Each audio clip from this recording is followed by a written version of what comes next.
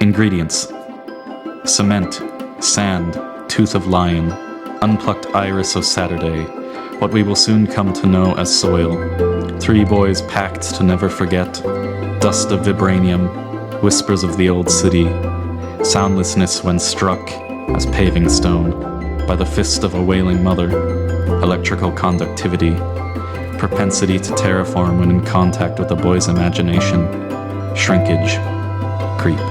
LUDEC is the Leverhulme unit for the design of cities of the future.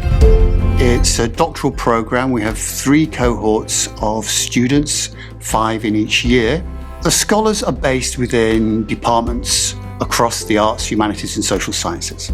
Whilst they're based in those departments, they're also encouraged to reach out and create links with other departments and other disciplines. It's about the methodologies that can be shared across disciplines.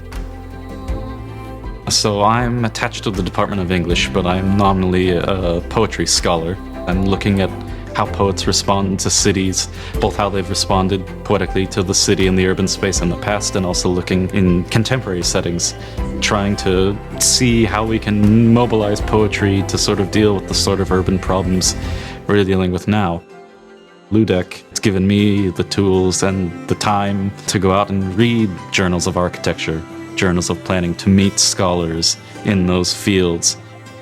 I found these architects that are using verse to sort of convey the emotional weight of the project in a way that they feel a traditional pitch couldn't. We can take some ideas about architectural language and about building and thinking about that in the way that we construct verse, and also in the way that we construct our own verse about urban spaces. And some of the poets I found that I enjoy very much are those that are consciously, and sometimes I think even unconsciously, pulling from architectural terms or pulling from architectural ideas in the way that they're writing their poetry about cities, about urban space. In echoing the body of a church, its ribs, its skin of glass, it echoes to a ship. Beyond that, the human form, a naked man lying on his back, open to sun, mist, hail, a summer storm.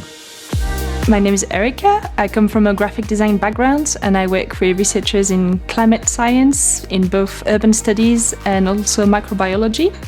The method I develop uses narrative mapping and looks at people's everyday life and how people's everyday life can inform us on climate action in both urban studies and microbiology. We use craft-based community workshops to collect the data, and this data we then analyzed collaboratively with the researchers in urban studies and microbiology in a more creative and exploratory way. And this is where we use narrative mapping to bring in the context of the research into the analysis and to look at everyday life examples of how these climate issues affect people.